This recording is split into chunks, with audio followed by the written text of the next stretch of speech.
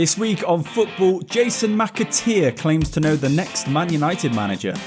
In fact, we spoke about different names and who we thought would be a good fit. Mourinho. No, not Southgate. Yeah.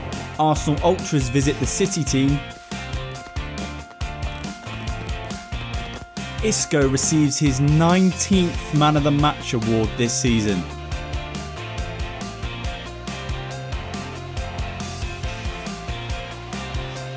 Bellingham celebrates in Spanish. Muchas gracias por tu apoyo y cariño esta temporada y uno más gran partido en Wembley. Vamos a ganar. A la Madrid. Cardiff midfielder seen out shopping.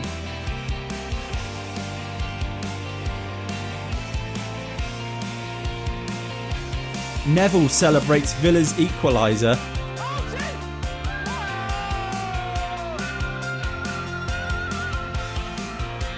And Varane announces his departure. To you guys, supporter of Manchester United, it's been an amazing few years to play for this special club and wear that shirt.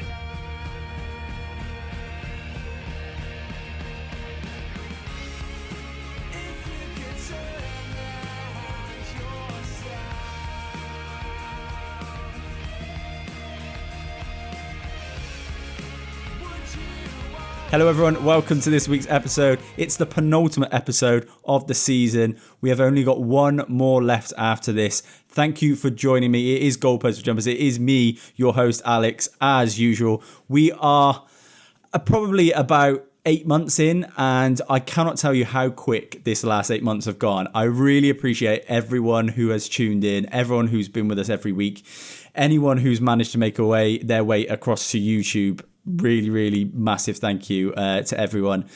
We have got a fun-filled show, but it is more reflective this week because I'm going to be going through all of our pre-season predictions.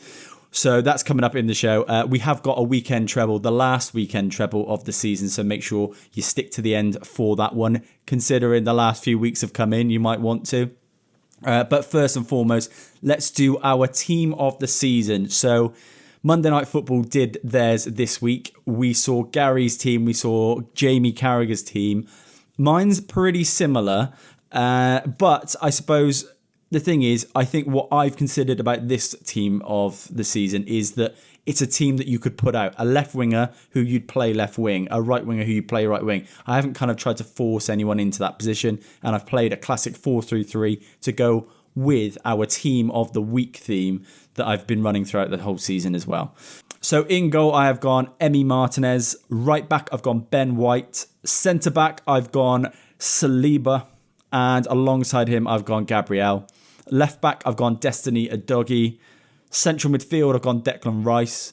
I've gone for Rodri alongside him. And then I've gone for Phil Foden as well. On the right wing, I've gone Cole Palmer. Left wing, I've gone Anthony Gordon. And striker, I've gone Ollie Watkins.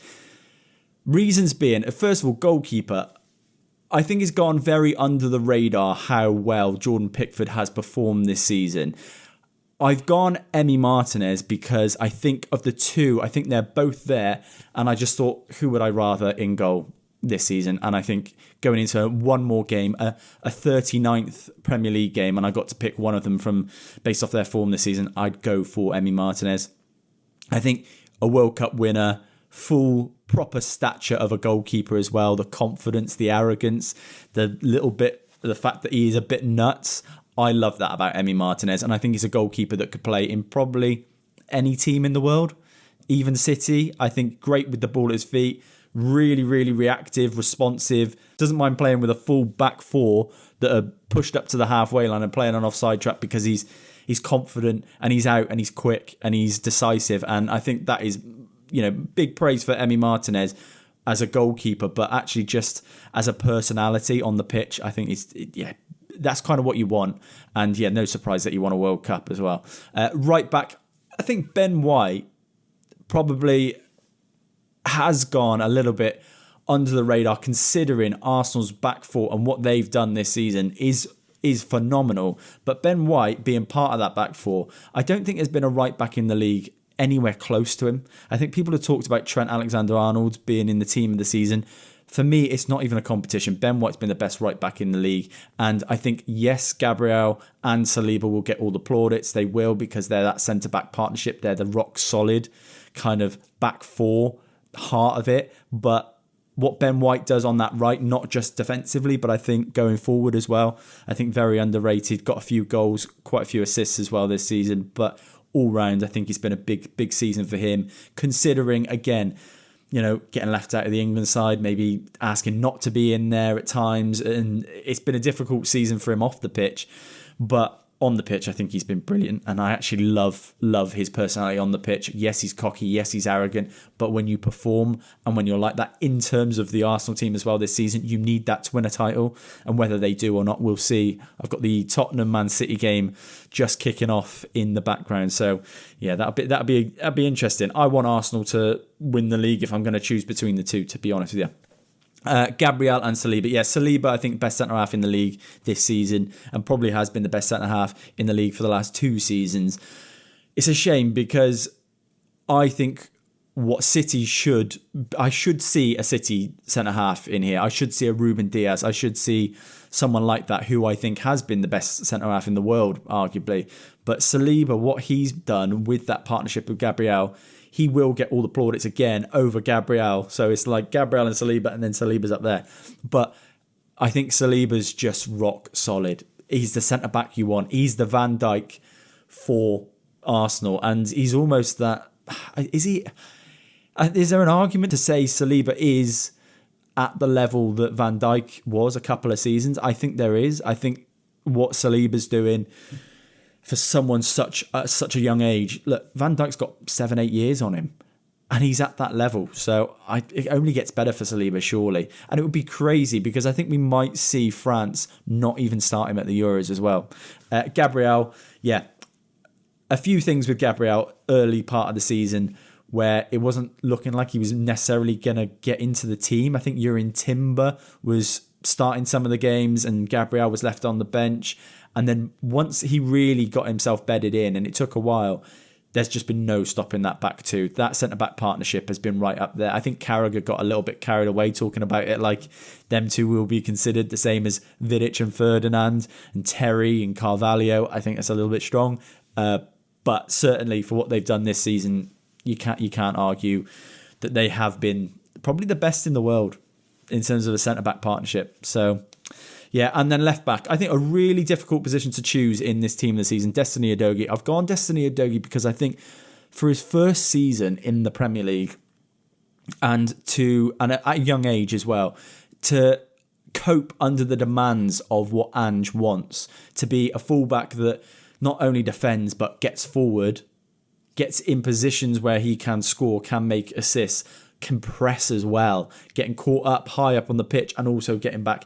I think, yeah, he's done really well. And there's not been many great left backs, but I think he's been the standout, definitely.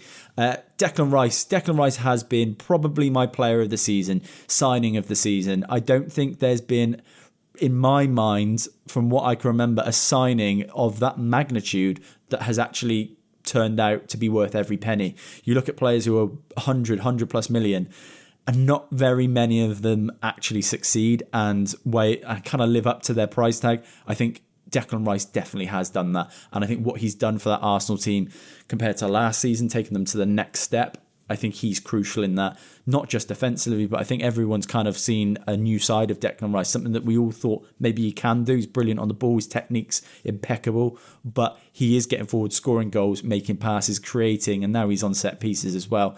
Declan Rice, for me, yeah, I don't think it's even close. No one's close to him. He is the signing of the season, and he's been the player of the season for me. Alongside him, yeah, I went with Rodri. Look, he's probably the best central midfielder in the world. He has not been nominated for the player of the season, apparently. Is that right? I just heard Kelly Cates say that in the background. I thought he had, which is crazy. But Rodri, yeah, I think if you're going to compare Rice to anyone, it'd be Rodri, but they've just played ever so slightly different positions. What Rodri's done, if City do win the league, I think once again, he's starting to overtake Sergio Busquets, and it's scary to say that because I never thought I'd see a player get anywhere near Sergio Busquets, but Rodri probably is. He's stronger, he's quicker, he's more of a threat, and what Busquets had was class. It oozed class. He was calm, he was composed on the ball, the way he turned players, pressing him. The most press-resistant central midfielder I think we've ever seen in our lives. But Rodri can do a lot of that, but also get back, get forward, make tackles, but get forward and score goals. And he's done that. I think he scored 7 Premier League goals a season. It's outrageous for a defensive midfielder. And Phil Foden, a lot of people talk about Phil Foden like he's been the player of the season. He hasn't for me, and I don't want to say it in a negative way. I don't want to say Phil Foden has been anything other than brilliant, but to say that he's been at the level that I think some people are comparing him to, I don't actually think he's been as good as a Cole Palmer, those players. But I think what Phil Foden has done, why he's in this team, why he has been better than Ødegaard, in a sense that he has got the goals for City, where Haaland has not necessarily been there, sometimes injured, sometimes out of the team. Phil Foden's picked up that weight and he's taken it. I think I still want more from him. It's strange because Ødegaard had a better season last season. I think Ødegaard's unlucky to miss out. I think the goals and the assists and taking that weight on from Phil Foden is what put him in my team. But I still feel like there's something missing with Phil Foden. I want to see something. And I think hopefully if we see that at the Euros, that cements him in the place of, a world-class player, which he's very close to being. And then, right wing, young player of the season, by a mile, is Cole Palmer. What he's done, what he did before is probably the most impressive thing if you look back at the last year for Cole Palmer, in saying that, Pep, I want to play. I don't feel like I'm going to play under you or get the minutes that I deserve. I'm going to take myself to the opposite end of the country in probably the hardest city to make something of yourself. And at a massive club with massive pressure, I'm going to go to Chelsea and I'm going to be their main man. And he has been that main man.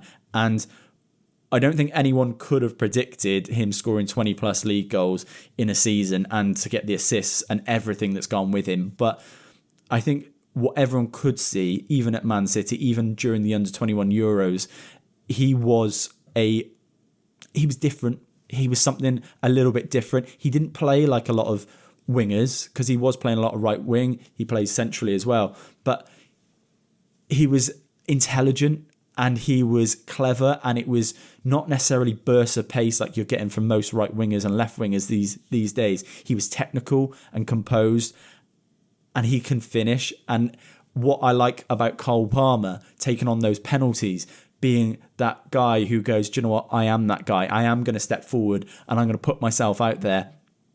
And he shows that in his finishing. Just you forget penalties, when he is composed on the edge of the box, taking shots on. How often does he sky one? It's so rare. And just a really intelligent footballer. And I think for me, 21 years old, what is he doing scoring that many goals in the Premier League? It's madness from right wing. But I've put him right wing. Look, he's played centrally as well. But I think you'd be hard pressed to find a better right winger in world football this season. Left wing, I went Anthony Gordon. Anthony Gordon will drop off the radar this season because I think it's been quite a difficult period of time for Newcastle in 2024. For the last couple of months, maybe a month or so, they've picked up and they found form. But what Anthony Gordon did for the first sort of 5-6 months of the season will hopefully not go underrated, because he was the best left winger in the league at that point. He's grabbed his goals, he's grabbed his assists, but he's also been the best player on the pitch time after time. Alexander Isak's going to kind of take some of that spotlight from him. But Anthony Gordon, for me, I think has put himself in a really good position to start at the Euros in the summer in that left wing position. I couldn't think of another left winger who's been better than him. I don't think anyone's really been that close. You can kind of shoehorn Phil Foden into that, but he's not played left wing, he's played centrally, so I didn't want to do that. And I think you can also probably find a way of putting Ollie Watkins left and putting Haaland up top. I didn't do that. I've just gone for out-and-out left winger, and Anthony Gordon has been the best this season. And striker Ollie Watkins, it's a close one. Has Ollie Watkins scored more goals than Erling Haaland? No, but more goal involvements, yes. And I think from a standpoint of most effect on his team this season, I think Ollie Watkins has taken that. I think Man City would still be in the same position without Erling Haaland this season. I don't think Ollie Watkins you could say the same about, because what he's done for Villa, not just finishing, but assists as well. And I don't think anyone really expected it. Jamie Carragher did a brilliant piece on Monday Night Football talking about the kind of assists that he would get in. It wasn't kind of the laying it off, passing to another player. It's more the kind of, he's going so direct at goal, shooting, rebounds, not quite hitting the target, and someone coming in and sliding in and finishing. But that's what you want. That's what Villa play for. They want that dynamic striker, someone who's going to press, but also going to be on the last man as well. Ollie Watkins has done that. And I think, yes, deserves a place in the England squad, but I'm not having him start. And it's a strange one because I just think there's a level between a player that can win a Premier League, a player that can win a Champions League, a player that can win an international tournament. I just feel like Ollie Watkins isn't quite there. But in terms of the Premier League, I don't think there's been anyone better. But yeah, I mean, honourable mentions, by the way, to Alexander Isak. I think he's unlucky to miss out. Dom Solanke, who's had a phenomenal season. Bukayo Saka, who's going to go under the radar. And I think maybe people might change their minds on whether he's in that team of the season if Arsenal do go on to win the league. Wataru Endo's been absolutely magic. And again, not quite made it in there, but he's been brilliant for a 31-year-old to come in for his first season in the Premier League. And, obviously Liverpool just dropped off at the end, but I thought he was brilliant all season. And Jared Bowen, record breaker this season, scoring in terms of away goals, scoring consecutively. And another great goal tally from a winger who's had to play pretty much every minute. They never give him a rest. He plays Europe, he plays FA Cup, he plays Carabao Cup, he plays Premier League every minute, and he's played up front and right wing all season and interchanged, and it's been really impressive. Jared Bowen, another player that's got to go for me in the Euros, because I think he is a man for those moments in a different way. I think he is a big game player, and particularly, by the way, I thought his last international appearances, the last international break, I thought he really came into his own. It's the first time I've seen Jared Bowen make that step up in the England squad. I think he's always felt and looked a little bit out of place, but this time, that couple of England games he played, I thought he was one of our better players. And yeah, definitely got to be on the plane, isn't he? Definitely. Right, I said I was going to do my pre-season predictions, so let's get into that. These were the different criterias or questions that I asked me and a couple of my friends in the group chat at the start of the season. We all filled it in to see what we thought was going to happen, who was going to win the league, who was going to be top goal scorer. I'm going to go through mine and show you what I did think and what has happened. Let's start with, I said, and now bear with me on this because nobody knows 100% what's going to happen. There are a couple of decent shouts in there, but a lot of surprising things have happened this season. For Premier League champions, I went Man City. It looks like it's probably going to be them. Even so, it's not a bad shout. City, just unstoppable machine. Pep Guardiola, the best manager in world football, and a team just full of robots who are so phenomenally superior in everything they do. It's quite boring at times. Player of the year, I chose Salah. I really thought Mo Salah was going to take this season by the scruff of the neck. I didn't consider really the fact that he was going to be in the AFCON. That's probably not helped. And I also went top goal scorer as Mo Salah because I thought he was going to be the best player in the league this season. It's still not a bad shout, but do we think Salah's probably had his last season at Liverpool? Klopp leaving. It's like the Liverpool kind of train is coming to a halt. And I think Salah, what I did think was going to come from Salah, I saw a lot of him pre-season where he was posting numbers, like fitness level numbers, sprints, things like that, posting numbers that he's never posted before. And then this season, it's almost like people have said, particularly Liverpool fans said, he's finished and he's lost a yard of pace. I personally don't see that, but I don't watch Liverpool, I don't go to the games week in, week out. But I think there's still plenty left in Salah personally. You don't just score 17, 18, 19 goals in the Premier League by accident. And people think that you hit 30 and that's your career finish. I think the top level players who look after themselves have demonstrated, particularly the last decade that isn't the case. Cristiano Ronaldo, Ryan Giggs, Mo Salah, even now, the players, Lewandowski, Luka Modric, players that have really kind of fine-tuned their physicality, how they prepare for a season and how they manage themselves through a season. I think there's plenty in Salah left. I think he's still got 2 or 3 seasons. I think Liverpool would be crazy to want to get rid of him, by the way. But I thought he was going to kick on this season. Not quite. Top assists, I thought Trent Alexander-Arnold was going to be top of the assists, but no, injuries haven't helped with Trent, and Liverpool looked a little bit of a different team. Obviously, him coming a little bit more into midfield rather than straight out on that right wing, putting balls in, maybe changes things. I think, obviously, the fact that Liverpool lost Mane as well. I think Sadio Mane was on the end of a lot of those crosses and those balls. You know, you've also got to chalk it up to the fact that a lot of their forward players have not been putting their chances away as well. So that doesn't help. Team with the most clean sheets, I thought City would have that title, but you know, Arsenal have done something I don't think we've seen in quite a long time. Probably, I'd say we haven't seen this level of defensive performance since Chelsea, maybe since early Man United, but Chelsea 05, 06, 07, those sort of seasons where Mourinho took charge.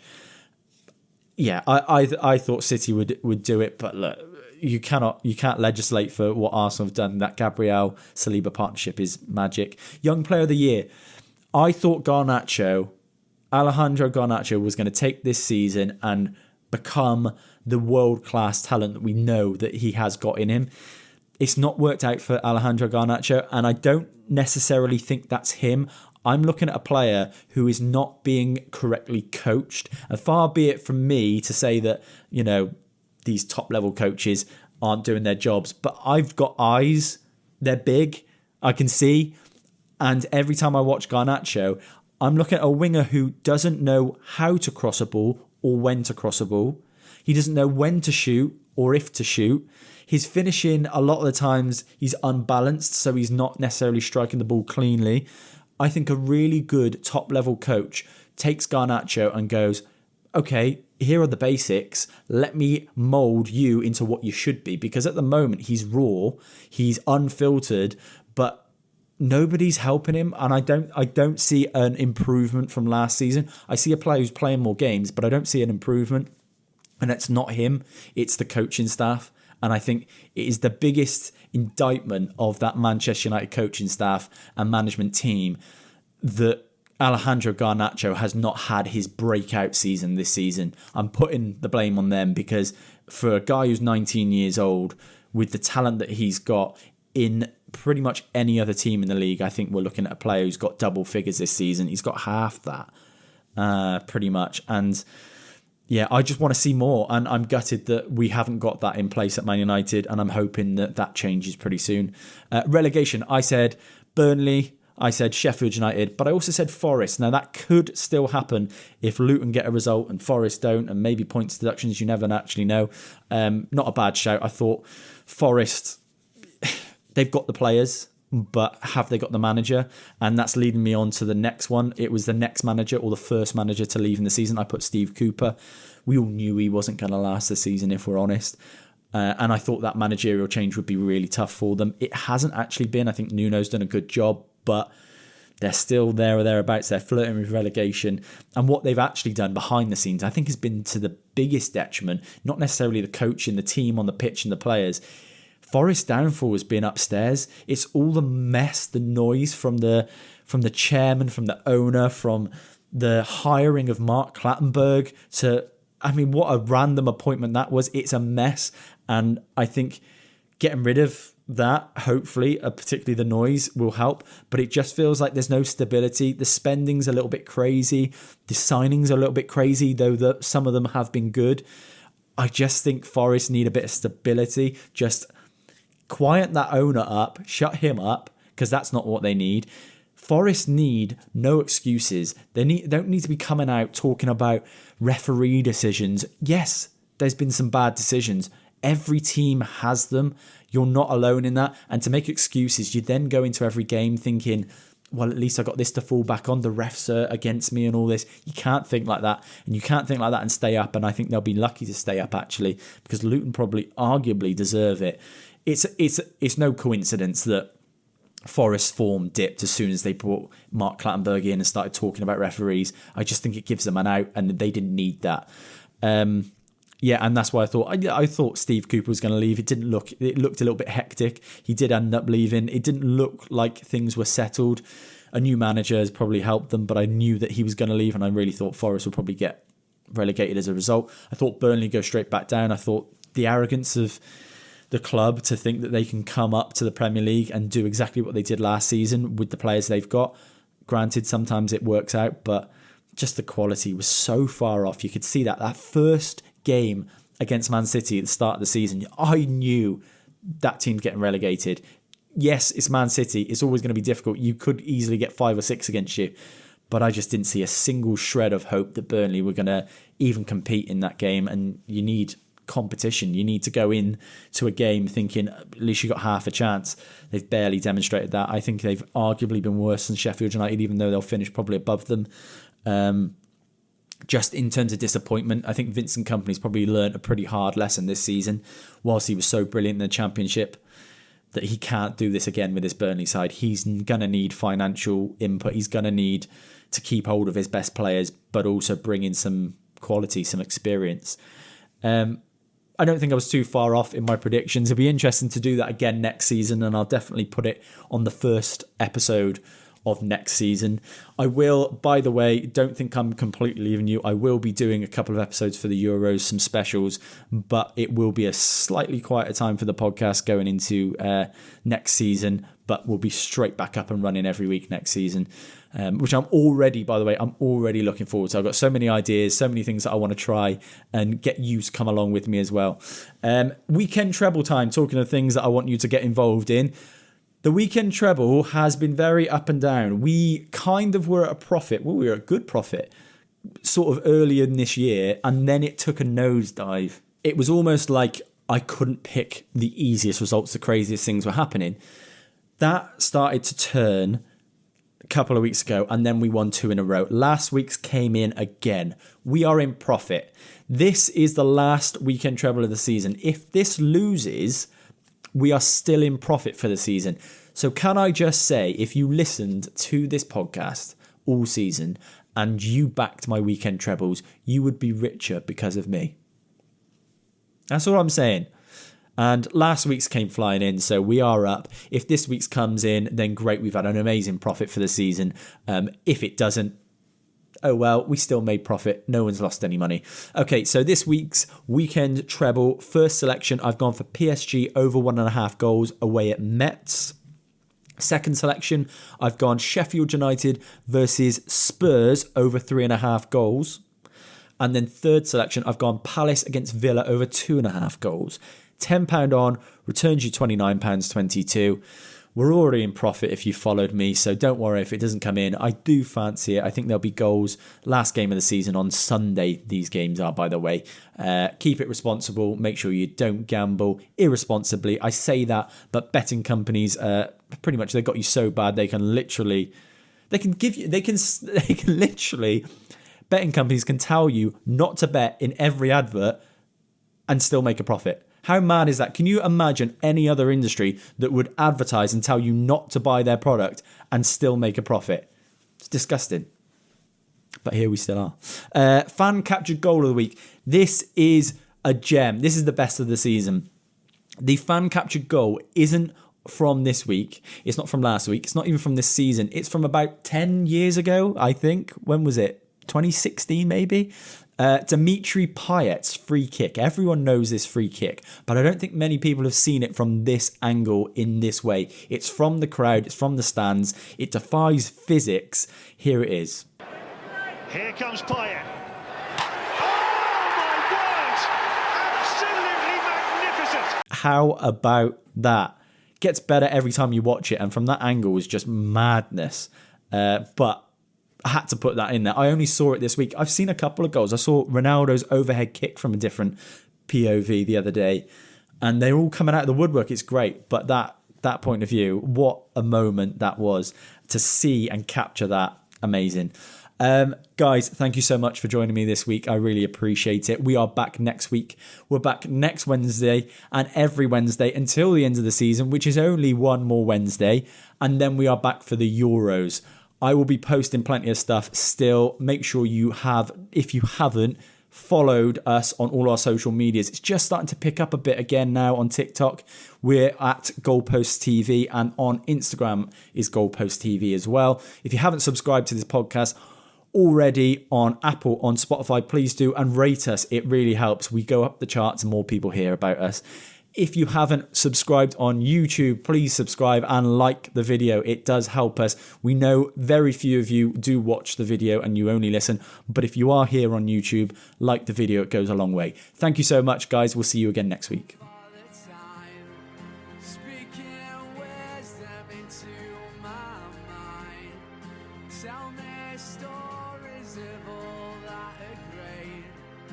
Cherish these days before it's too late.